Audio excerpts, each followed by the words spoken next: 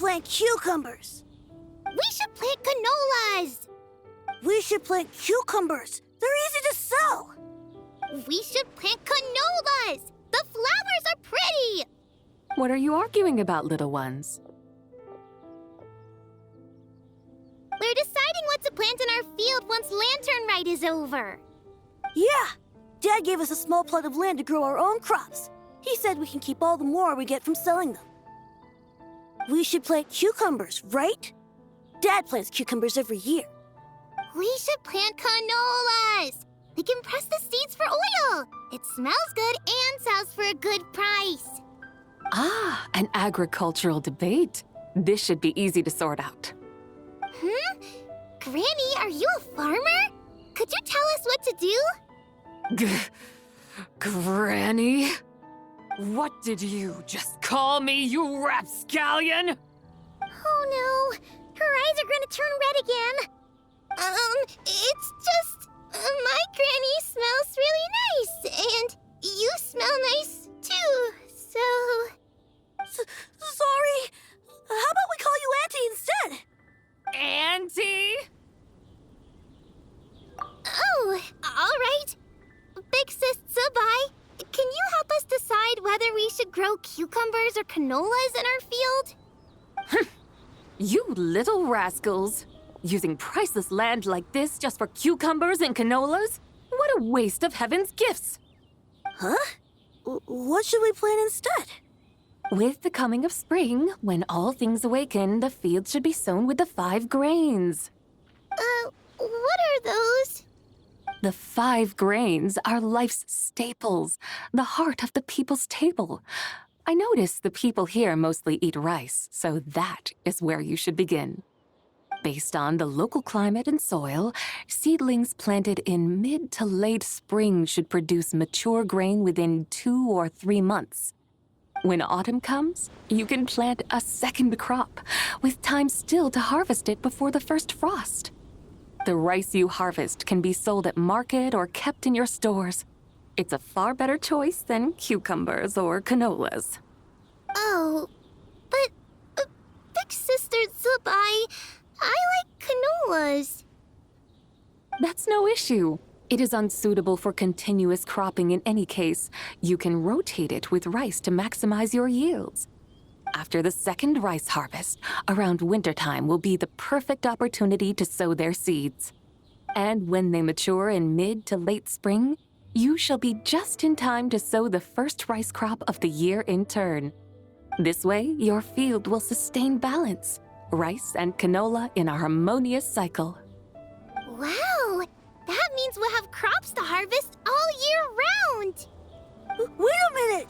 If rice and canola take up the whole year, what about my cucumbers? A firefly dares rival the brilliance of the moon?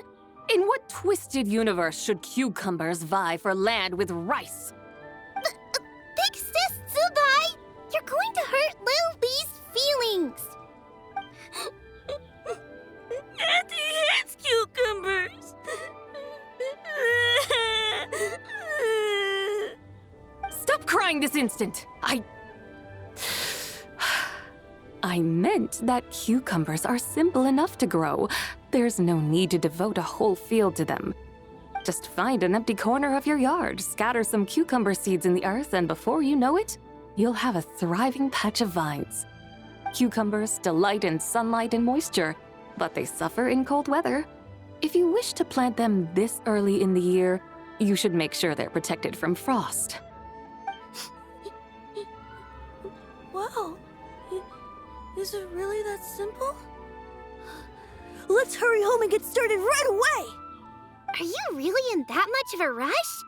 Well, thanks, Big Sis Zubai, who's fierce but really good at farming. We gotta go! Thanks, Big Sis Zubai! See you around! Paimon never imagined you'd know so much about farming. What's so strange about that? The people of Longon called me the god of soil and grain. Are the fields not made of soil? Is rice not one of the 5 grains? That's true. So, if the god of soil and grain is a farming god, that means The White Horse Adeptus must be a farming adeptus, right? Of course, the god of farming is down to earth. Mind your tongue, impertinent child. How dare you diminish the lofty bearing of an adeptus? Hey! You're the one who said the god of soil and grain is all about farming. Enough! It's time for us to take to the skies once more. Join me now. Witness the majesty of mountain, water, and field, and broaden your horizons.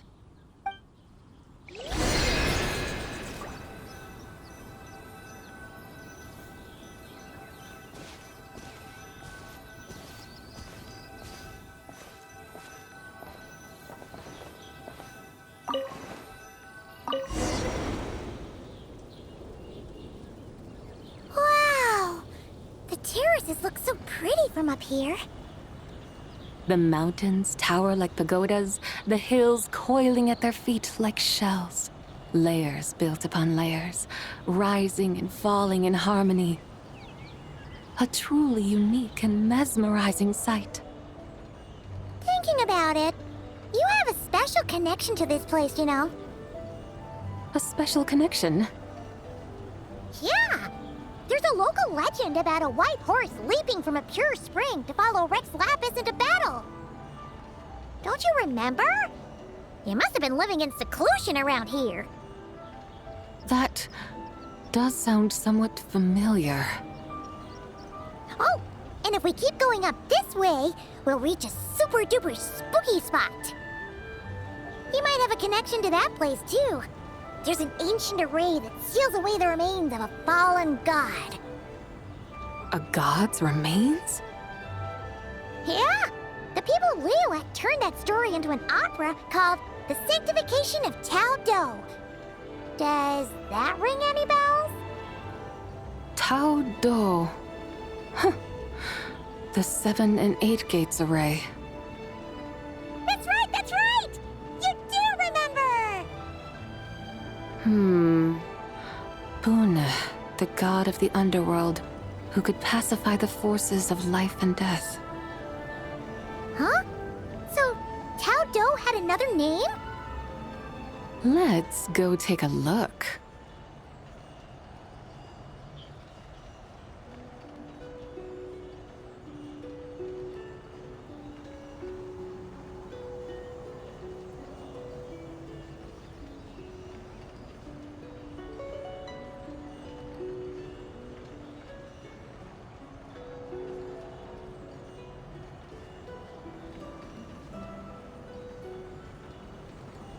Whoa! We've arrived at Wulwang Hill. The atmosphere just turned spooky. I can't help but feel there's something strange about this friend you haven't seen in ages. Huh? Paimon thought she heard someone's voice. Let's head down and check it out.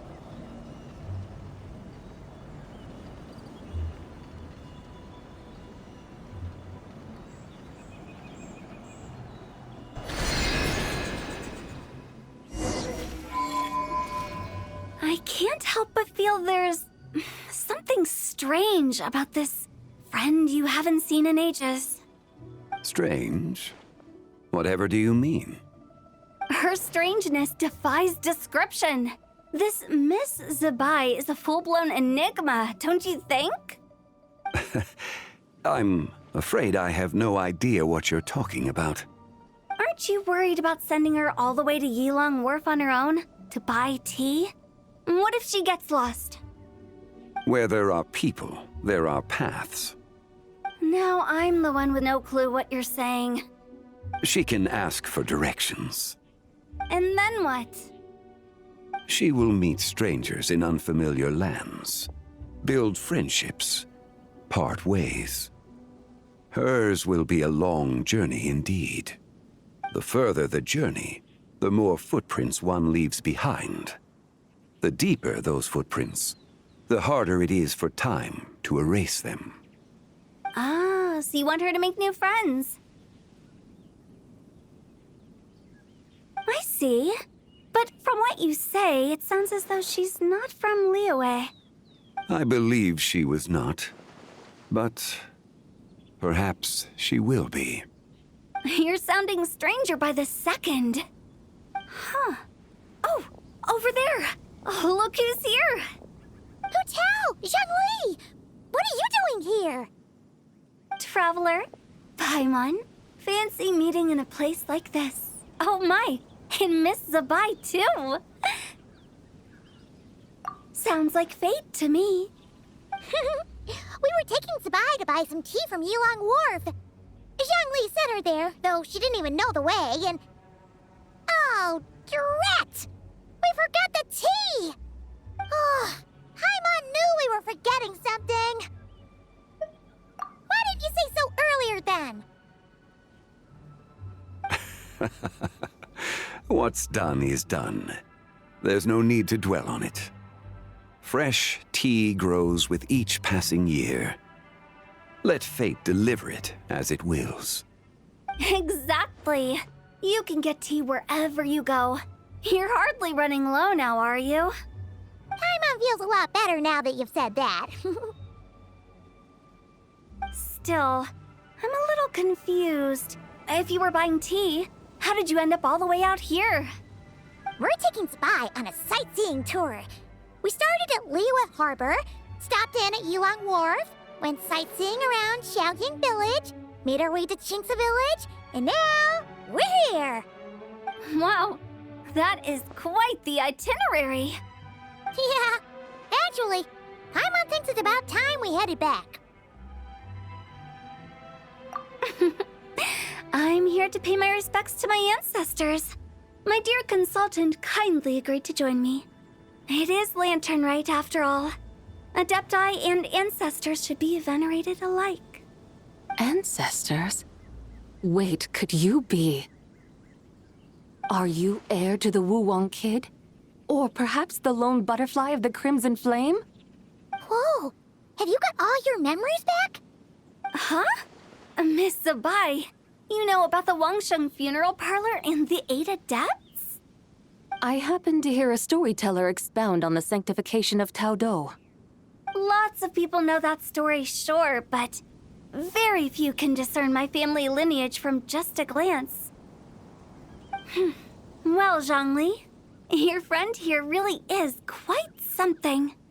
Unfortunately, there's no time to dally right now. We have a hill to climb. Perhaps once today is done, we can find time to chat over tea, recite poetry, and admire the moon? That would be wonderful, Director Hu. Oh, and before we go, you've been traipsing around all day. I suggest you stop off at the Wangshu Inn on your way back for a good night's rest. Wouldn't do to exhaust yourselves, Don't mention it. All right, we'll take our leave now. See you later. Hotel's so thoughtful. Why don't we follow her advice and stay at the Wangshu Inn tonight? Zabai, you can see the whole of Dihua Marsh from up there. The view's amazing. Plus, you can sample Smiley Yinshao's cooking. Wangshu, an intriguing name. It couldn't hurt to check it out. Awesome! Let's go!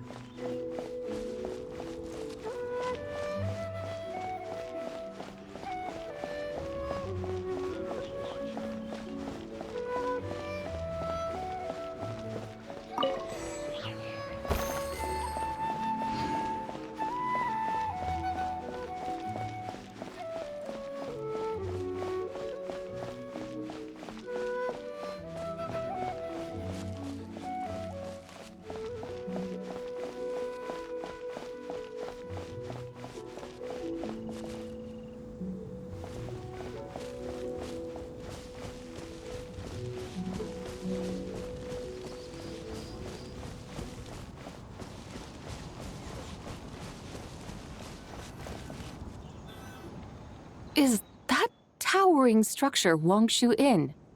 Sure is. We can take the lift up from over there. Always walking the path long trodden. Does retracing others' footsteps not tire you? Come on, get in. We'll fly to the top.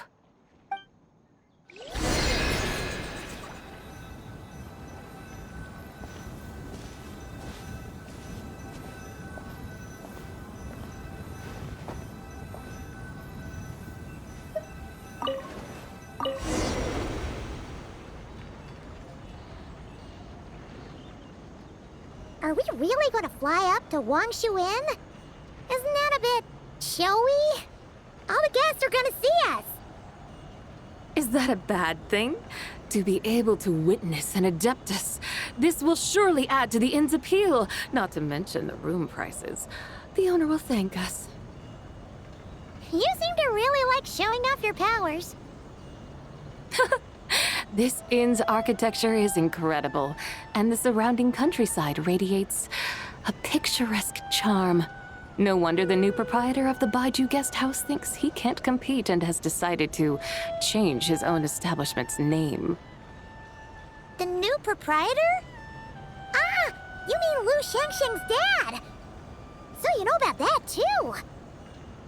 Personally, Paimon thinks it should go with something like Rex's Rest.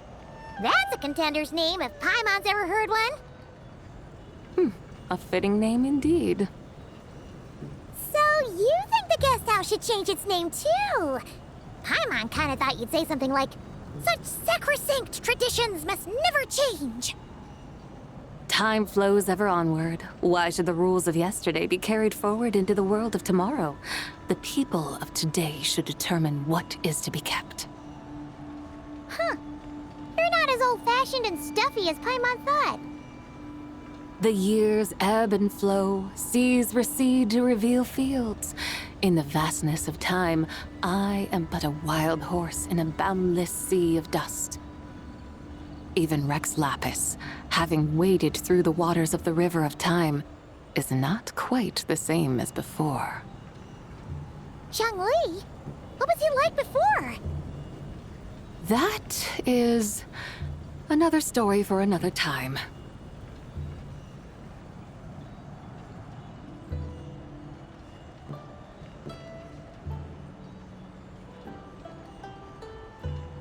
We have arrived.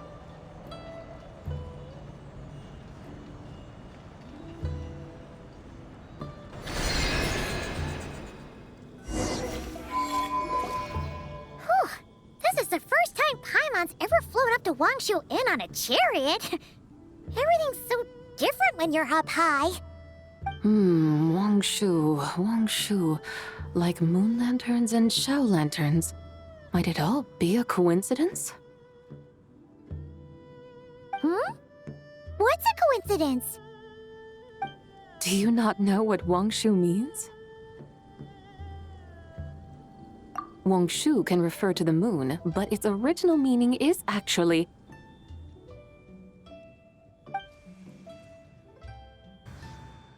the goddess who rides the bright moon's chariot. And you must be the conqueror of demons. Xiao! Paimon was wondering if we'd disturbed you by flying down from the sky. Not at all. I sensed an unusual presence long before you arrived, though I didn't expect it to be you in a flying chariot. Ah, a witness at last. I was starting to think we should fly a bit lower. It would be awfully dull if no one ends up marveling at my lofty bearing. No need. This is already showy enough. I'm not one to do good from the shadows, as Rex Lapis is wont to do. Then you must be... Oh, nay, I'm only cosplaying as the White Horse Adeptus, in truth. cosplaying. What's that? Ugh, ignore her nonsense. She's a genuine article. The one and only, completely authentic White Horse Adeptus. It's just... Xiao, did Zhongli say anything about her being a teensy bit... not quite quite right. Mental instability, perhaps? Did Zhongli tell you that? No, this is my own speculation. Well, you pretty much hit the nail on the head. It's like her brain's filled with a bunch of slimes right now. All gloopy and messy. There's a hot-tempered pyro slime, a math-obsessed hydro slime, and a mischievous little animal slime. But don't tell her Paimon said that, or she'll come and tell us all off. You white-haired rascal! Do you think I can't hear you? Uh-oh! We're in for it now! White Horse Adeptus. You must be wary from your journey. Why not take a rest? Oh, yes, yes, yes! You must be hungry, right, Sabai? How about we get some food? The chef here is incredible!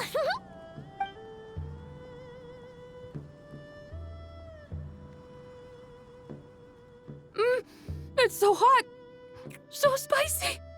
Are you okay? Do you want Paimon to get you some water? Don't worry about me. I just need to pace myself.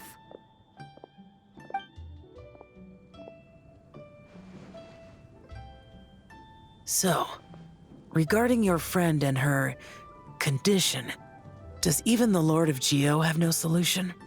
Zhongli said we should wait and she'll get better on her own. But who knows how long that's gonna take.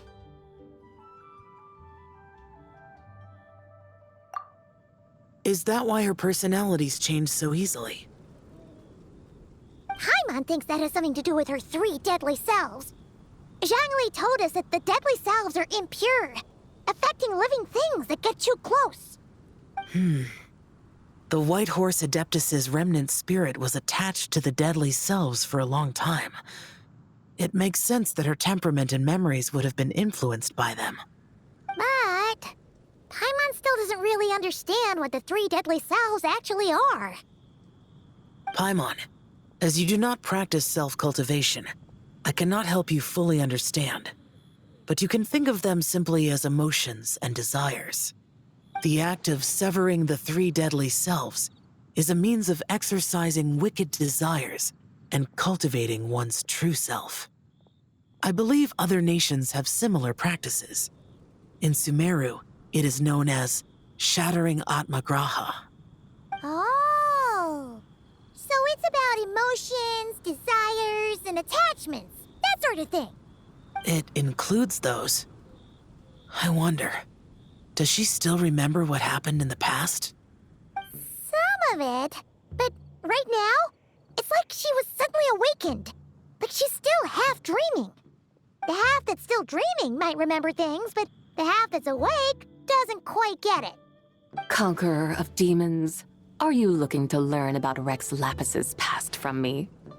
You are an old friend of his, so please, call me by my name. But Conqueror of Demons sounds so much more imposing. In days of yore, he was the Lord of Geo, Heaven's Star. Huh? You said the same thing the day you came back. But what does it mean? I'm afraid I can't remember. Hey, did you really forget? Or are you just pretending so you don't have to tell? Why not ask Rex Lapis himself? Whether I've forgotten might be up for debate, but I am certain he remembers.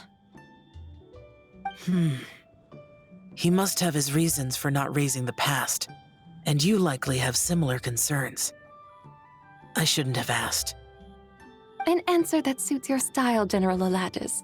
Now that we're on the subject, though, I suddenly remembered something. Which is? In the distant past, there was a feast, which I attended. I faintly recall the Lord of Geo also being present that day. Oh. And then?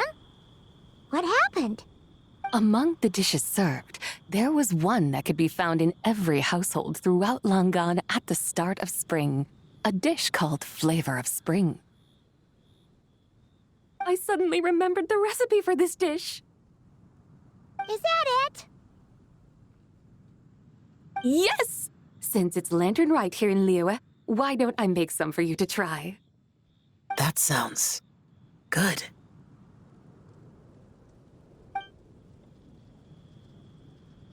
Wow!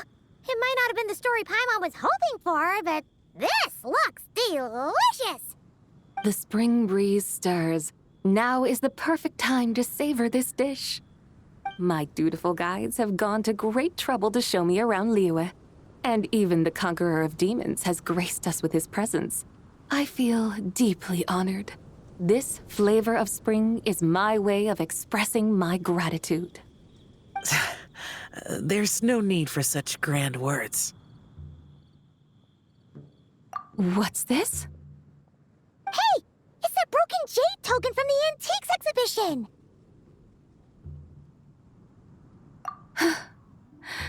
Indeed. This was once an Adepto treasure of mine. I'm amazed it ended up in your hands. Alas, it serves little purpose now in its fractured state. Please, keep it as a memento. Oh, that's a shame. Can't we fix it? This is the way of the world. Once jade is broken, it can never be made whole. Then, what about forging a new one? That is a good point. That it has ended up in your hands must be a message from fate. I could try to craft it into a little trinket for you. One that might prove useful on your journey. Ooh, what sort of trinket? It's just a passing thought, one that will require the right opportunity. I'll think about it more when the time comes. Now that we've had our fill, we should get some rest. Tomorrow we return to Liyue Harbor, where I'll have need of your guidance once more.